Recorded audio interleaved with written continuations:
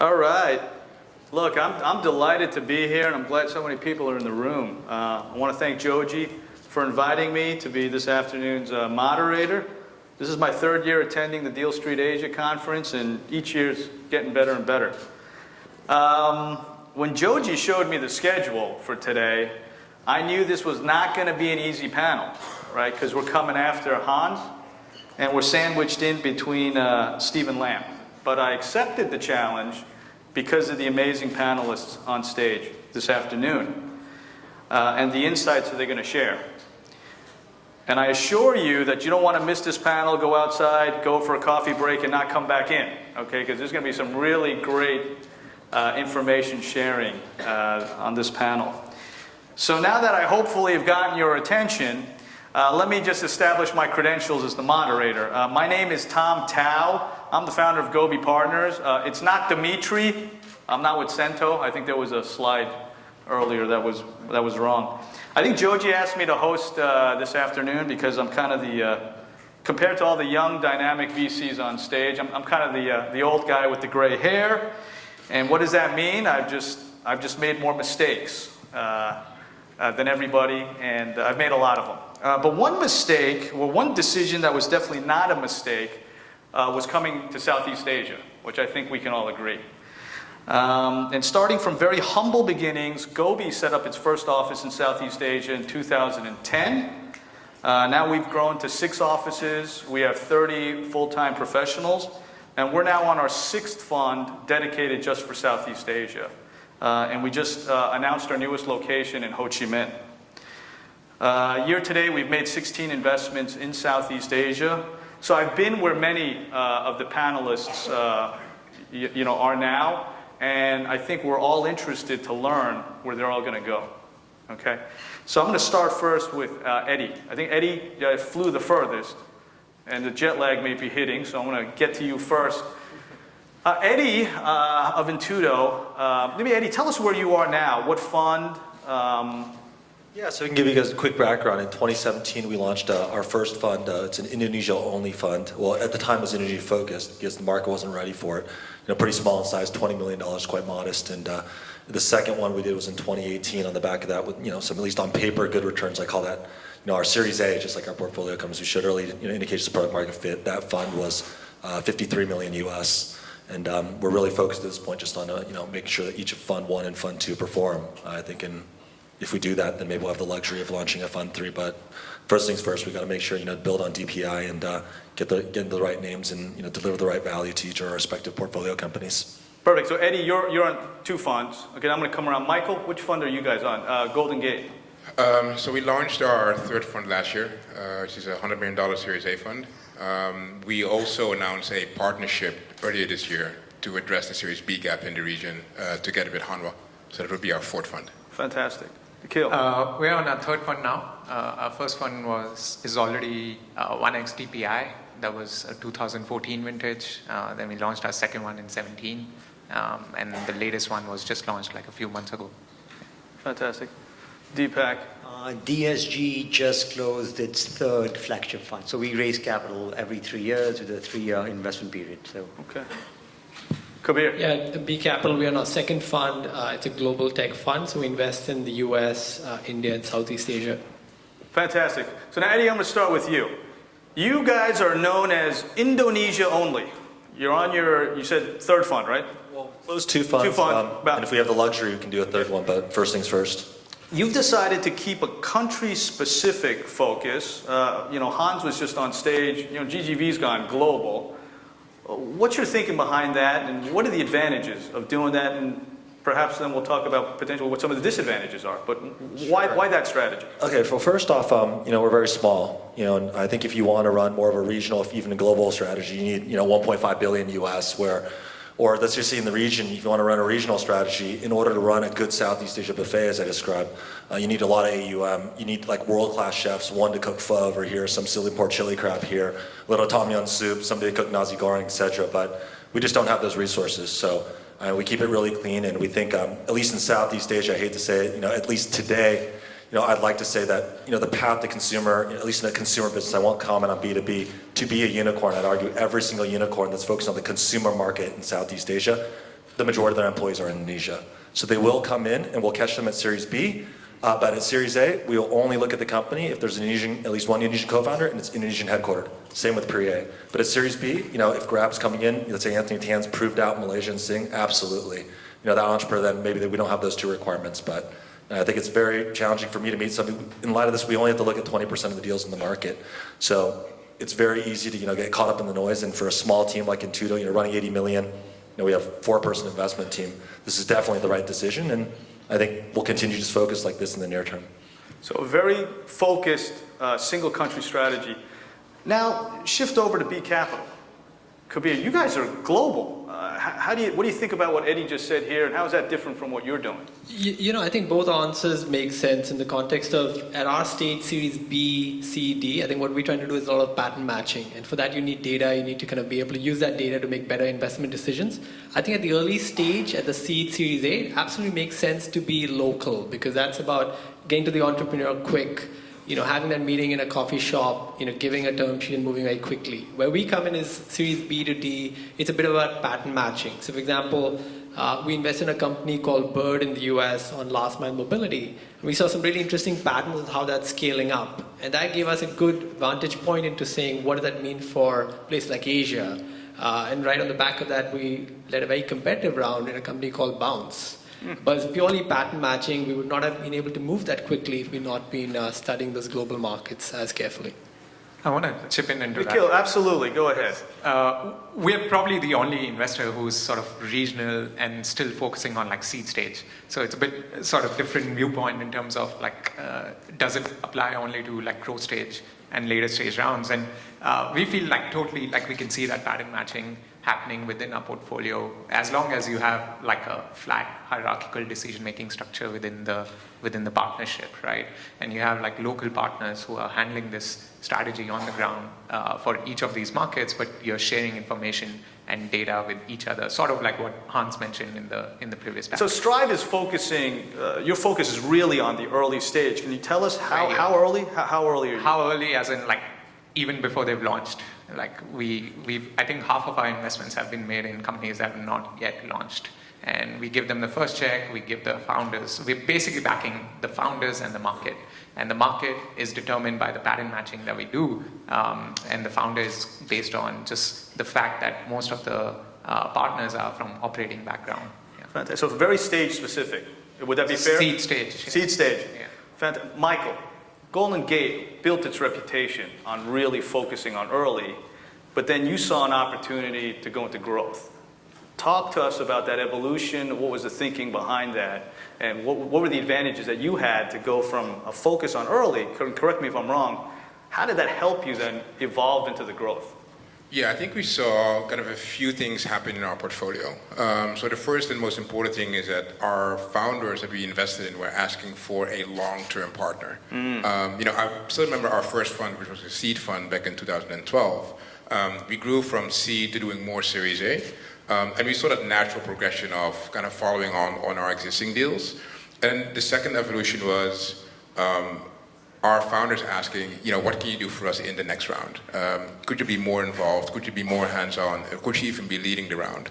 So we decided that it made sense to have a different vehicle, like a separate vehicle, focusing on more growth and more Series B investments. Fantastic.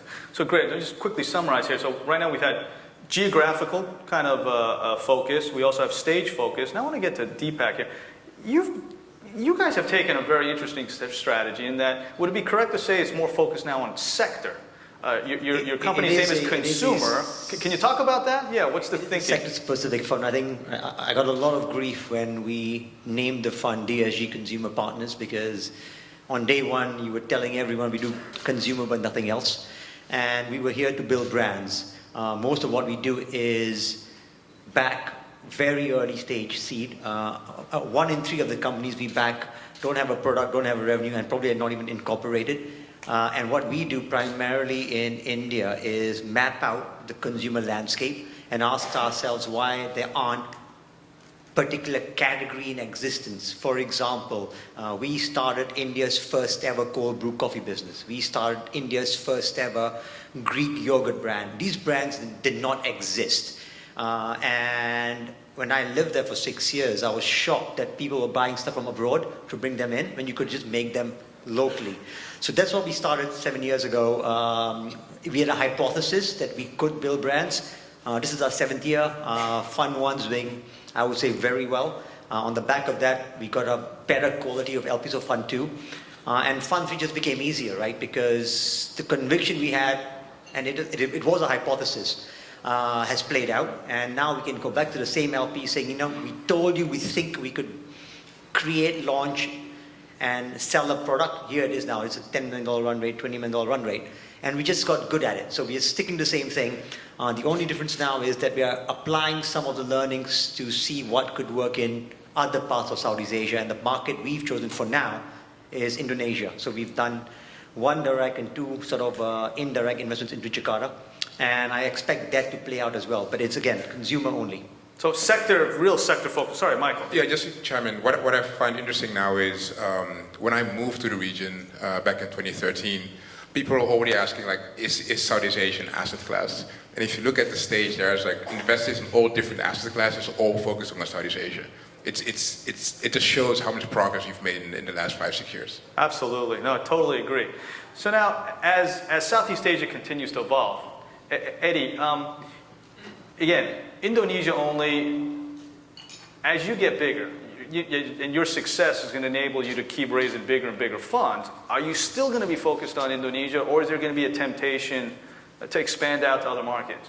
Tell us about what you're thinking. So, we think long and hard about this. We get the same question at the, our kind of share LP meeting every year. And at least in the immediate future, I can't, call out 3 to 5 years, but I think that, we're slowly, building a reputation in market. Indonesia only. I think it's a market that we can deliver on. We're independent. Almost every fund in the market. It's pretty heavily backed by 1, 2, or 3 kind of more family-owned conglomerates in a market driven by 50 to 100 groups. We're very blessed to have 20 or so groups on board. I think for now, we're quite well positioned in that to those, let's say, corporate venture capitalists in Indonesia, often, let's say, it is more challenging to get a deal done because signal issue of, Group A, you work Group A, you can't work B, C, D, F, G. We can go in, open up the channel to 20 or so, so we're very friendly with them.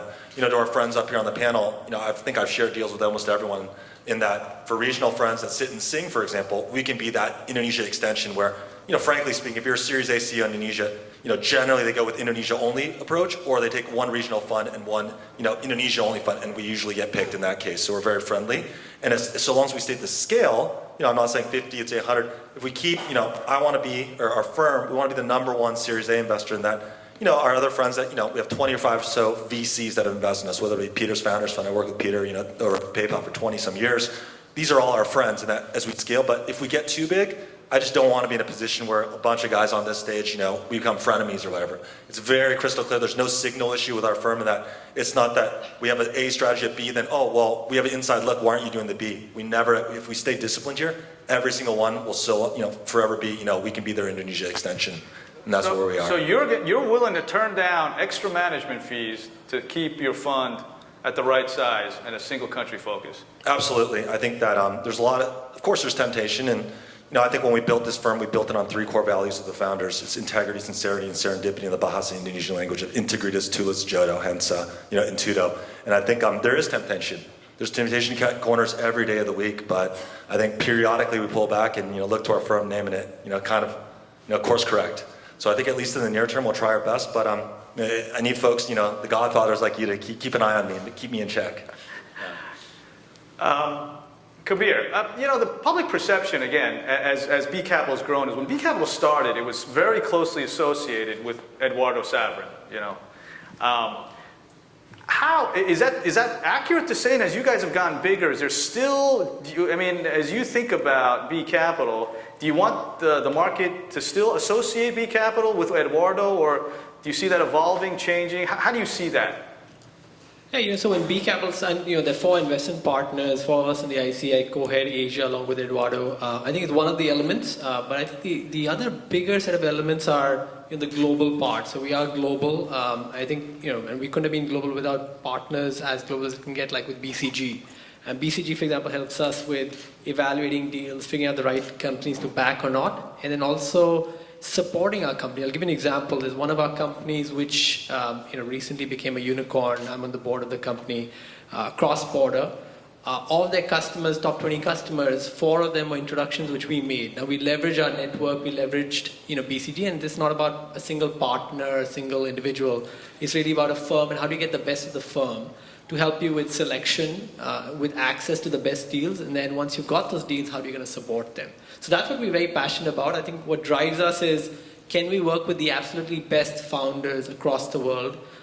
Can we back companies that are transforming large industries? If you look at our portfolio, that's a common theme. Incredible founders backing large industries. And then do we have the skills to be able to see is there differentiation in their product or business model?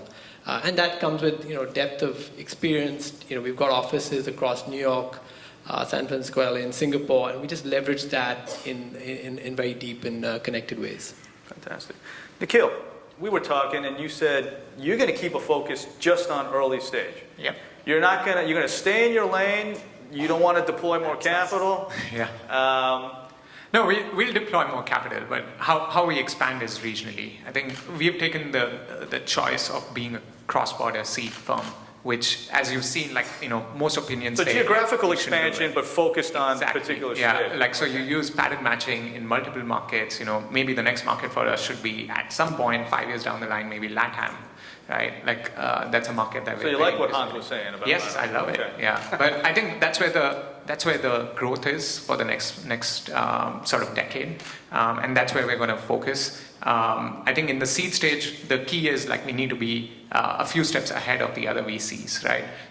So we need to be at least one step ahead of a Series A VC and at least 2 steps ahead of a Series B VC. So for example, right now, most of our focus is on the SME sector because we feel that that's been pretty much ignored for the last decade. Everyone is focusing on consumer.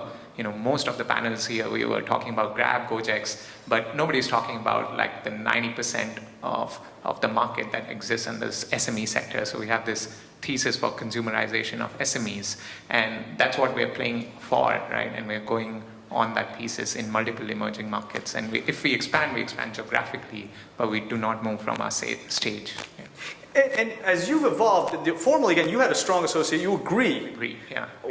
How was that helpful to have that association? Then, as you've grown, you changed the name to Strive. Yeah. Walk us through that. So we were originally called Gree Ventures.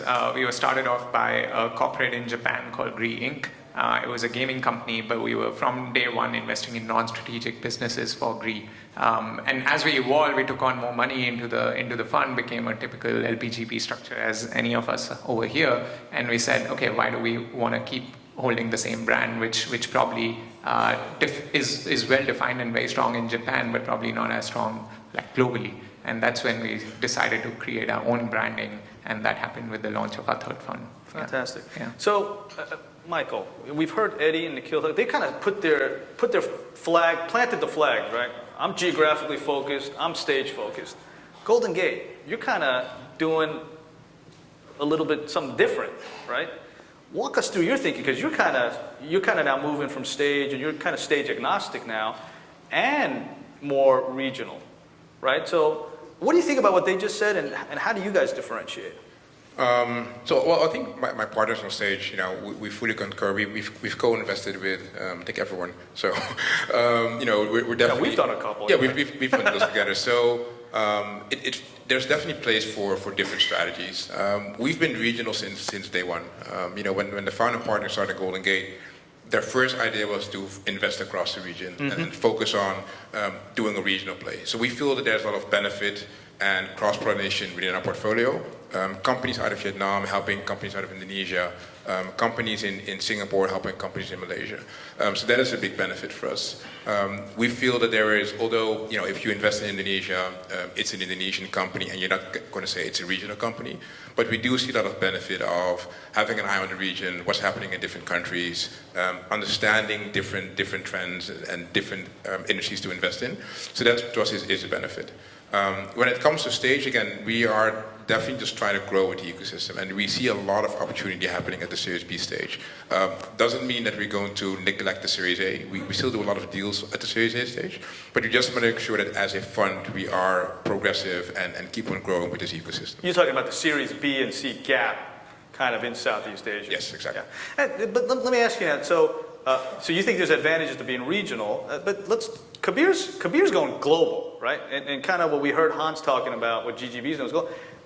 As you evolve, right, if there's great synergies between Malaysian and Indonesian companies, are there going to be synergies between Southeast Asian companies and Chinese companies or Indian companies? As Golden Gate looks out 5 years, is that something in your plans, or how do you think about that? Well, it took my wife about a year and a half for me to convince her to move to Singapore. If I do something similar to that, she'll kill me.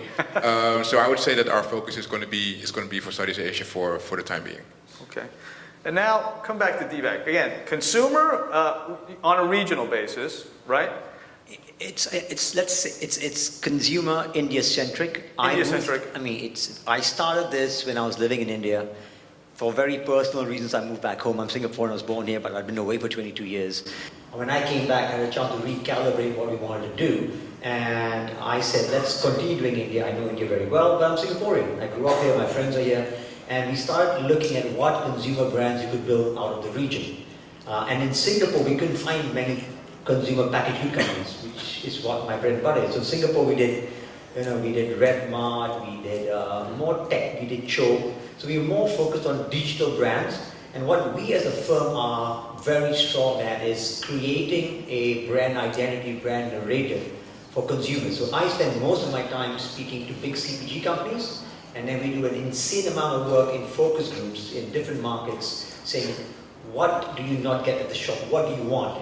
Why don't we get this? Why don't we get that? And use that to distill a brand story, which we then sit down with founders and say, hey, let's create a cold brew coffee. Let's come up with a name. How should we price it? And we're good at it. So, we'll keep doing what we're good at. It's a repeatable strategy. It's not scalable. There's a huge demand from mid-size and late-stage growth funds for packaged good companies. It's just that there isn't in the funnel. So my job is to create a funnel, which I then hope to bring to the Series B, Series C, to the B capitals of the world if it's digital, and just keep doing that. So I doubt if I'll go astray outside Southeast Asia, but Indonesia, India, Singapore, Malaysia will keep me busy for the next few years. Can I ask you a question? So you're saying that your definition of consumer, you think that has a long investment cycle? Because what we just heard, like Hans was talking about, I think most of the VCs in this room, sometimes we end up chasing, trends. Is there, you and your partners, have you ever thought about, is there a chance that the consumer trend kind of plays out? And what I mean is, like crypto. Everybody was talking about crypto 2 years ago. Nobody's really talking about it now. You see what I'm saying? I understand, but you do consumer goods, right? You might change what you eat, you might change products you use on your body, you might wear different clothes, but you're going to have that need for those basic consumer necessities. All I'm doing is, how do I make it more relevant? And a lot of it is driven by my children. They come back from school saying, we can't do this now because it contains palm oil. And they go around the kitchen throwing out anything with palm oil. And that's when you realize a lot of things are palm oil. And it's not that palm oil is bad for you. They've been taught in school that it's causing all the haze, so we got to get rid of it. So what do? I look for brands that are sort of more sustainable from a branding position. Most don't have palm oil. And you know what? People are paying a big premium for those brands. So what we do is try and identify long-term trends in consumer behavior and build brands around it. The other big example I'm focused on right now is gut health. Everyone is focused on gut health. So every product we launch, whether it's a yogurt or a kombucha or we're working on some juices, it's got a large amount of pre and probiotic, because the consumer today picks up the thing and says, is it good for my gut? Because if you sort out your gut, a lot of other problems go away. Always trust your gut. Always trust your gut. All right, I got that. All right. We've got 1 minute left. I just want to quickly, Eddie, all of you, same question. If we can 5 years from now, what is Intudo? How does it look like? What's it doing? So I think if Intudo can deliver the right results, I don't know, maybe we have a fund 3 for our LPs, give us an opportunity, maybe a fund 4, but in the near term, it will be Indonesia only. Stage-wise, at most, I think it's still Series A. Maybe we'll be under, in a perfect world, we can lead around up to 10 million US, we can underwrite 6 million US, where we still stay in a place where B is not competing. Our friends at Asia Partners, GGV, and all these guys I've covered for a decade as lawyers, as investment banker, as a founder, and we're everyone's friends still. And with that Indonesian. All right, everybody write that down. Indonesia only in 5 years. Okay, come here. global tech fund, continue doing what we're doing, Series B to D. By then, we've had 2 of our companies that have become unicorns. By then, have them as exits.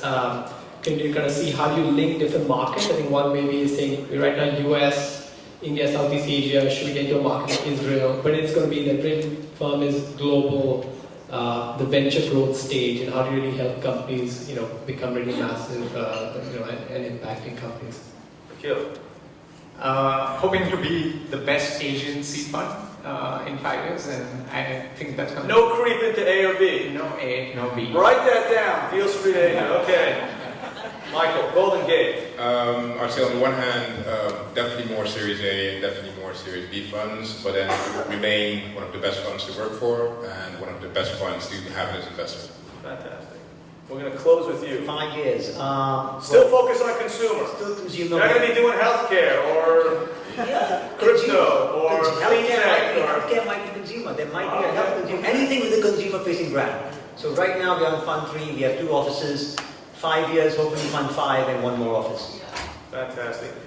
Our panelists have been so generous with their time. Let us be generous with our applause. Thank you.